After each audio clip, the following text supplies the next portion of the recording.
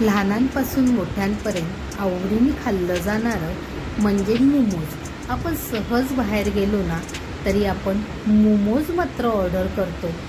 तर आज मी मोमोज नाही पण पातोळ्या बनवल्या आहेत, त्या पण चिकनच्या.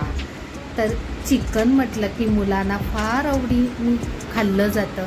तर आणि पातोळी म्हटलं, पातोळी हा आपला कोकणातला पारंपरिक पदार्थ आहे.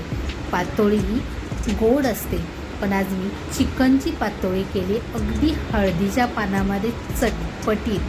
तर अजूनपर्यंत जर तुम्ही आपलं हे चॅनल सबस्क्राईब केलेलं नसेल तर नक्की सबस्क्राईब करा आणि आपल्या चॅनलला व्हिजिट करा. फुल रेसिपी मी चॅनलवर अपलोड केलेली आहे आणि तुम्हाला ही रेसिपी कशी वाटली हे नक्की मला कमेंटमध्ये कळवा. आणि ही रेसिपी तुमच्या घरी आवर्जून एकदा बनवून बघा. खरंच लहानांपासून मोठ्यांपर्यंत अगदी आवडीने खाल्ली जाईल अशी ही रेसिपी आहे. तर अजूनपर्यंत चॅनल सबस्क्राईब केलेलं नसेल तर नक्की सबस्क्राईब करा. थँक्यू.